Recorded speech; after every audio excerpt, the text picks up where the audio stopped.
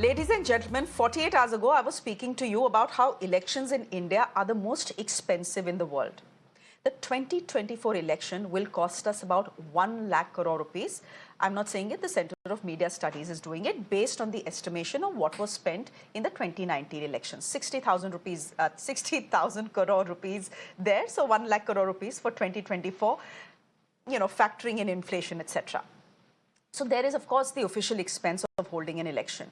There are EVMs and logistics and movement of officers, etc. You have to pay for their stay, their food, their stipend, their transportation. And then there is the unofficial cost that parties have to bear. Giving cash to voters, arranging for chicken and rum parties, arranging for crowds at rallies, etc. Paisa to lagta hai usme. Point is, where do political parties get their funds from? If you have to spend 100 crore rupees per constituency, you need someone really rich to bankroll your campaign. Now, much of our election campaigns, 66% actually, are bankrolled by electoral bonds. Now, these electoral bonds were introduced in 2018. And like James Bond, electoral bonds are as controversial as well. Why? Because they are anonymous. Essentially, if I'm a corporate and I say contribute 1 crore rupees to the BJP, no one in the world can find out who I contributed to. Let me correct myself. No one in the world except the government of India. So the government of India can know who I have contributed that money to or donated that money to, but not the citizens of India. Now, the opposition says the entire scheme is designed to benefit the ruling dispensation as it legitimizes kickbacks that I donate to the BJP via electoral bonds in exchange for favors that they grant me. And if a citizen of India wants to know who contributed how much to a party under law, ladies and gentlemen, they have no right to do so. Therefore, the matter is now in the Supreme Court and it is being heard by a 5-judge constitution bench. Today, the centre made its arguments and said rather interestingly, hear this carefully, that the public, that's you and me, who pay taxes, have no right to know about the source of electoral bonds. Essentially, if I as a corporate donate to say the BJP or the Congress, the public of India, the citizen of India, doesn't have a right to know who contributed and how much they contributed. The centre also said that the aim of the scheme was to weed out black money from the electoral process and clean up elections in India. The Supreme Court that was hearing the matter then remarked, why the selective anonymity? Essentially, if the public has no right to know who is bankrolling which party, then why should the ruling government get to know that? Arguments continue and so does the debate. Let's get into it. I thank my guest this evening, Karan Verma, who's an author, will be speaking on behalf of the BJP. Sanjay Jha is an author as well. Ghanshyam Tiwari is national spokesperson of the Samajwadi Party. And Shivani Kapoor is the program lead, legal at ADR. That's the Association of Democratic Reforms, one of the petitioners in the case. So thank you all, first of all, very much for joining us. Karan Verma, I salute you and your bravery, first of all, because we did ask the BJP to join us on the program and they told us very categorically that this is not a debate that they are going to be participating in. So this could very well end up being 3:1, but I'm fairly certain you will do well. You may or may not win, but you will do well. Karan Verma, the government of India in the Supreme Court today arguing and making the case that the citizen of India doesn't have a right to know everything. Seriously? Since when has the government of India become bigger than the citizen of India? How is it that the government of India has a right to know which corporate is contributing how much to a political party, but not the citizen of India? Chori to ho nahi rahi, ye black money to hai nahi. Then why should citizens of India not know? Why should opposition parties not know?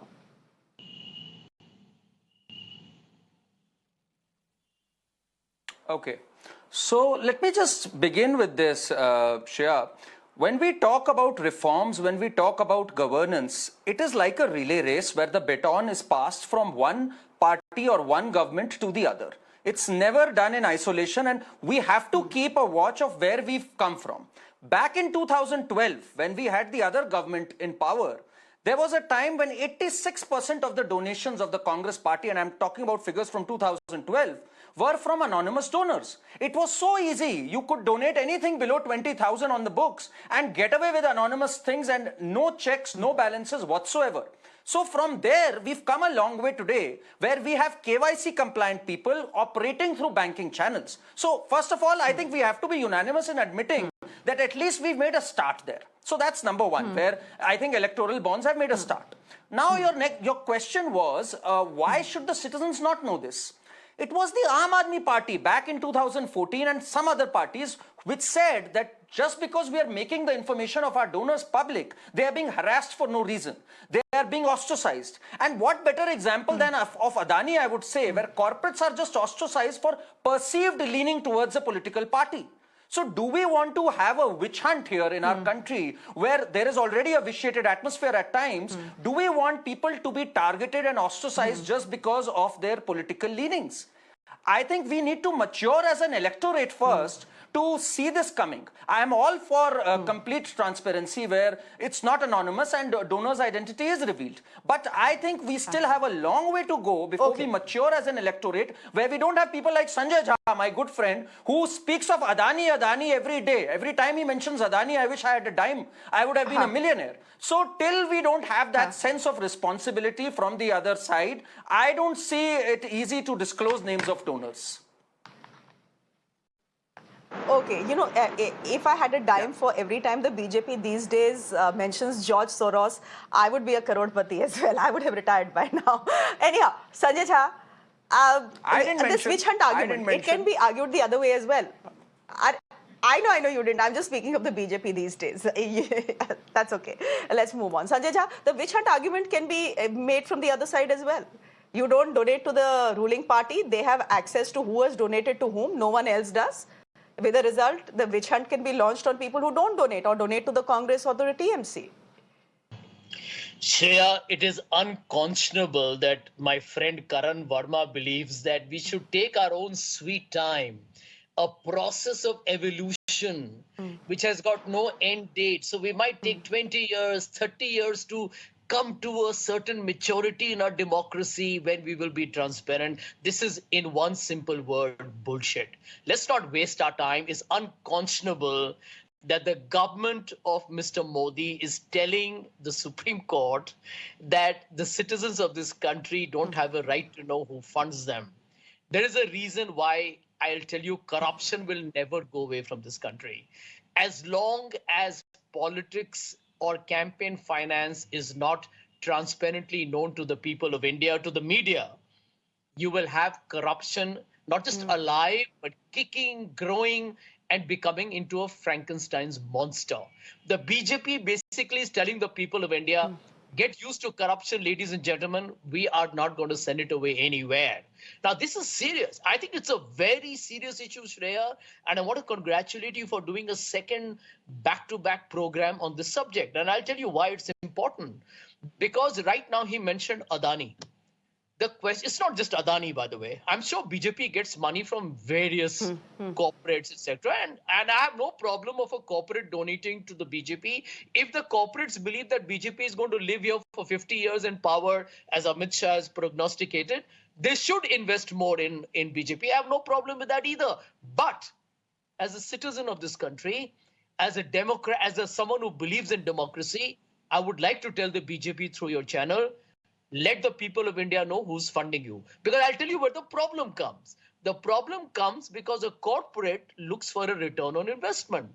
And that is where budget, policy announcements can favor a corporate. That is a quid pro quo. And if that happens, Shreya, you know what it means? It means you, Shreya, it means the panelists, the viewers are being swindled by a government because public assets are probably being undervalued, are being given to corporates who are benefiting because they've funded a political party. That is corruption, and it is an epic corruption, and this government cannot dodge that away. Karan Verma, you have the right to respond. Just come in here. fact is that 60% of all electoral bonds go to the BJP. 60% of the entire money that has been contributed or donated since 2018 has gone to the BJP. No one has quarrels about that. The Congress party is a distant 10% and the TMC is at third number with an 8%. Donation. All right, no one has a quarrel with that. As a corporate, I have the right to choose who I want to give my money to, hard-earned money to, or donate my money to. I have a complete right to that. I'm not denying that.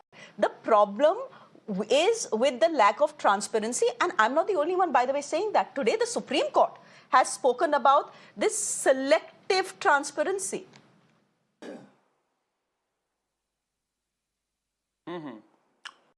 I think it's the right amount of transparency right now. I'll tell you why. Because the quantum of money is reflected in the P&L statements of the corporate. So you know that they've donated money. They've not, done it under the table or anything. The money is reflected. They've donated the money. The money is reflected. Now, who do they have? No, you get a tax exemption under 80C. Karan, just let me tell our viewers. Just let me tell our viewers this. Correct. Under section 80C, they will get a tax exemption. है ना? उसके लिए, for the money they contribute. So the amount of money that, say, a corporate has contributed will reflect in their IT returns. But what will not reflect in the IT returns is who they donated this money to.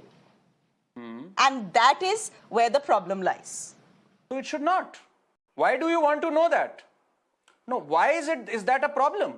Why should we disclose which party, which corporate has favored which party or not? Even if you get to know this, will you put a stop to this? I mean, how does it help you? I think it's a matter of privacy. I don't want anyone to know who I've cast my vote to. How does it help the government? Just hear me out. How does it help the government to net?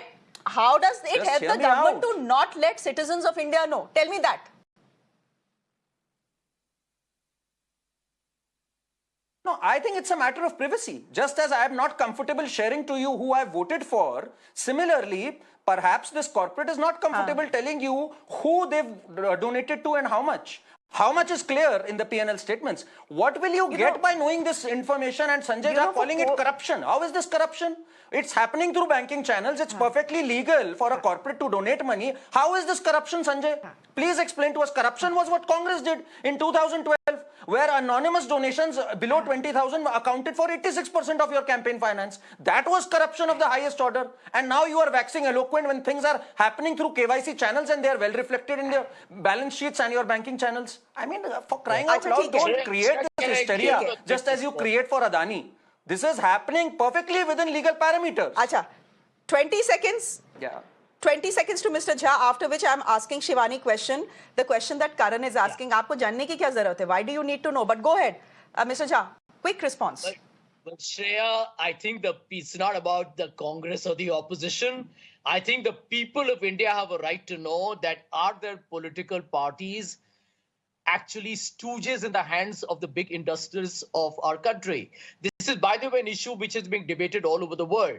The question, I'm saying it again, let BJP monopolize the funds.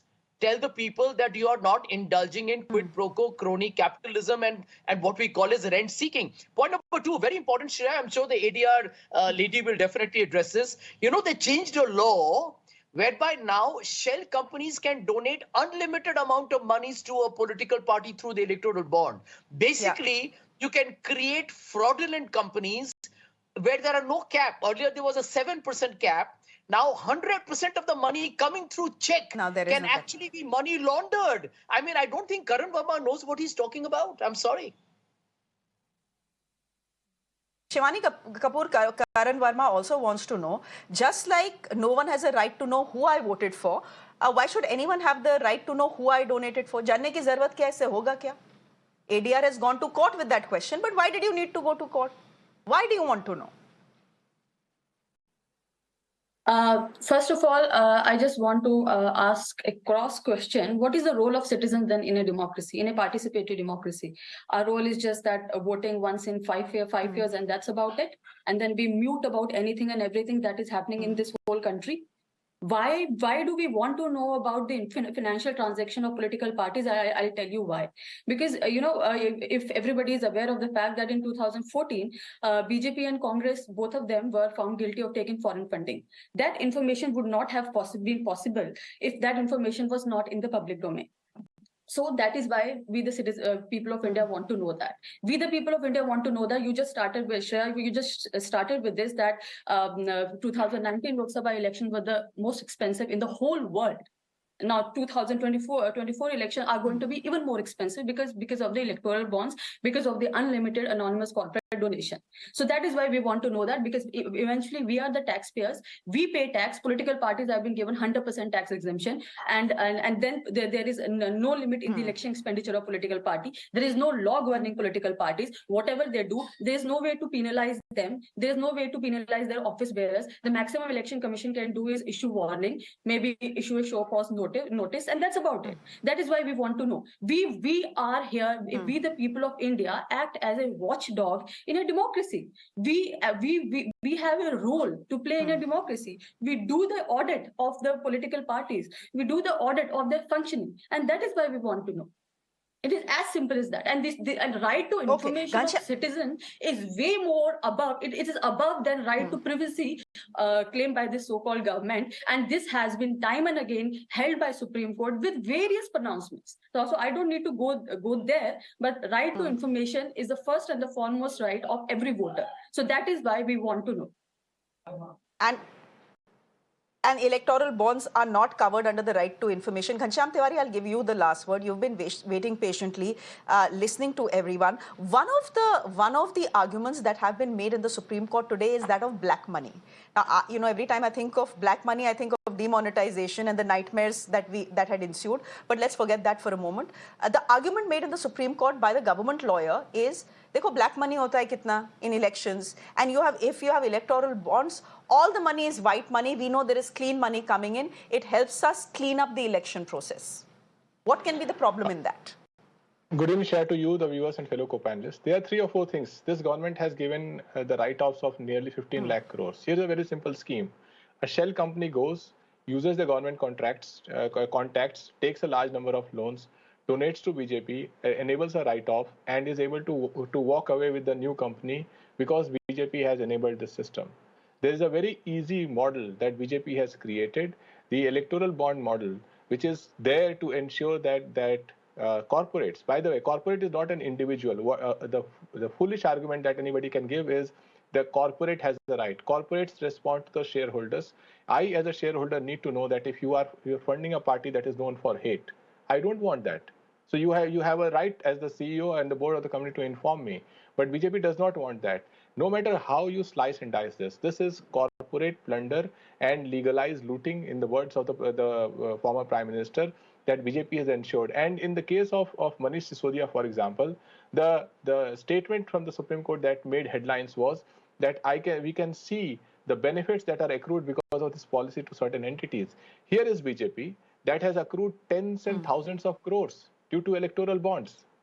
Look at the headline based on ADR report that national parties collected 17,249.45 crores from unknown sources between 2004 and 2021. Who are these parties?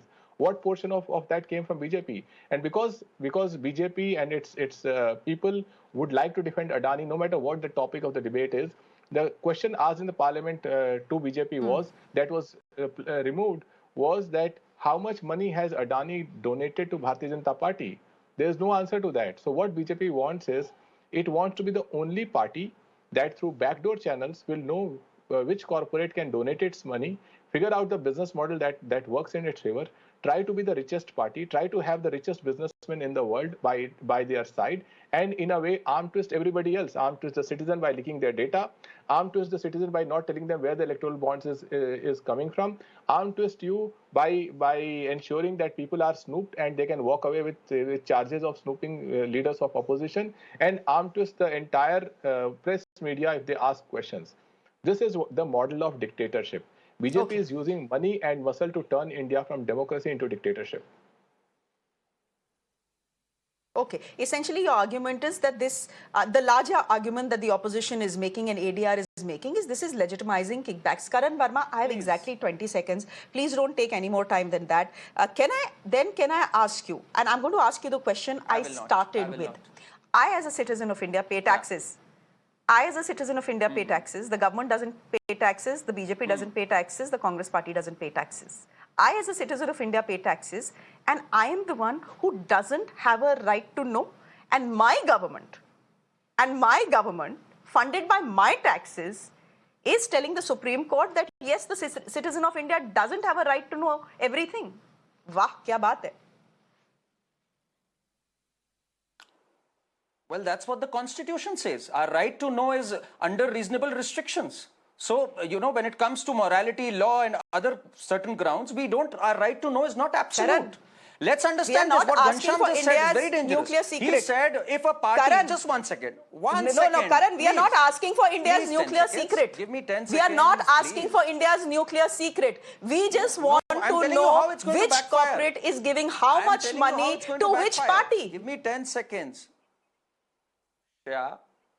Yeah, I'm coming to that. Ghanshyam just said that if there is a party that is fueling hatred, citizens will boycott that party. Do we want cancel culture and vendetta politics to take over the streets, where one corporate is just cancelled because so-called hatred is being funneled by it? Do we want their stocks to fall down? Do we want them to suffer? Do we want a financial mess?